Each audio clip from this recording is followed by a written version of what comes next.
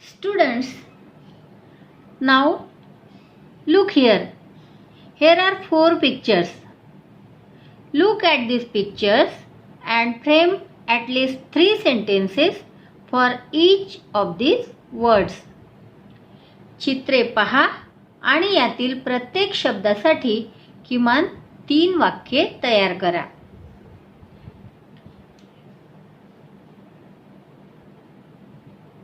First picture. The tomatoes are in the basket. First sentence is the tomatoes are in the basket or there are tomatoes in the basket. इथे आपण कसला वापर केला? in या शब्दाचा वापर करून हे वाक्य बनवलं. Pumpkin. The pumpkin is on the carpet. This is carpet and this is pumpkin. The pumpkin is on the carpet. On चा आपण इथे वापर केलेला आहे. The woman is sitting under an umbrella. This is umbrella. The woman is sitting under an umbrella. The pumpkin is near the woman. या बाईच्या जवळ हा pumpkin आहे. Near म्हणजे जवळ. Near शब्दाचा वापर आपण या वाक्यात केला. The pumpkin is near the woman. The tomato basket is in front of the woman. कुठे आहे टोमॅटोची बास्केट? त्या स्त्रीच्या समोर. In front of म्हणजे च्या समोर. अशा प्रकारे आपण ही वाक्य तयार करू शकतो. Now look at this second picture. You can see a house and here is a boy. We can make sentence like this. There is a boy in the house. Where is the boy? In the house. मुलगा कुठे आहे? घरात आहे. in चा आपण इथे वापर केला.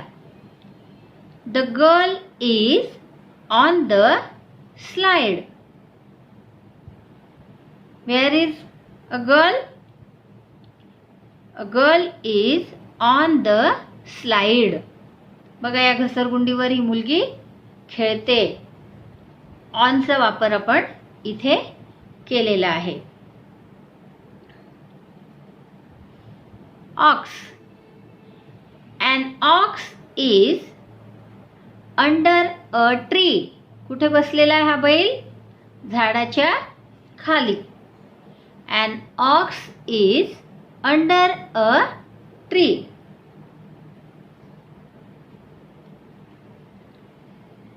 Car. There is a car in front of the house.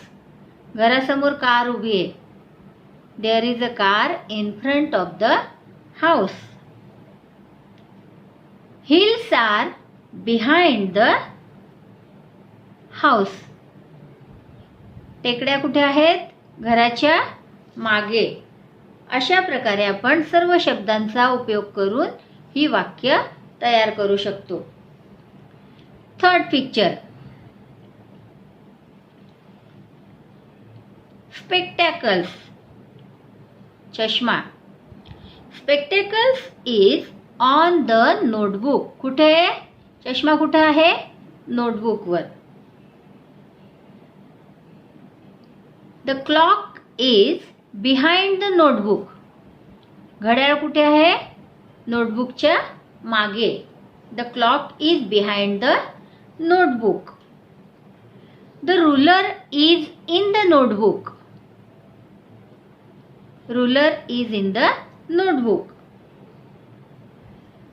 The notebook is near the pen stand. Notebook पेनस्टँडच्या जवळ आहे. The notebook is in front of the clock. Notebook घड्याळाच्या समोर आहे. अशा प्रकारे आपण सर्व शब्दांचा वापर करून ही वाक्य तयार करायची आहेत. नाव last picture. There are fishes in the fish tank. Fishes कुठे आहेत? फिश टँक मध्ये आहेत. Here is a doll.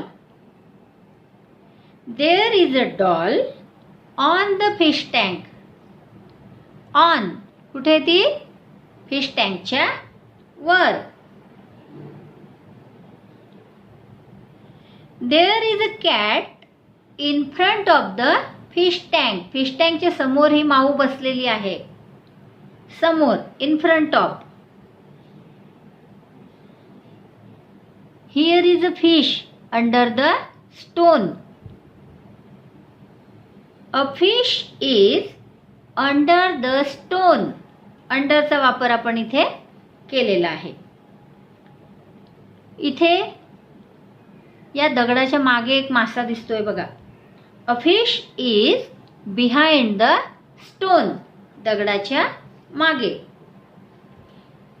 अशा प्रकारे आपण या चित्रावरून अनेक वाक्य बनवू शकतो.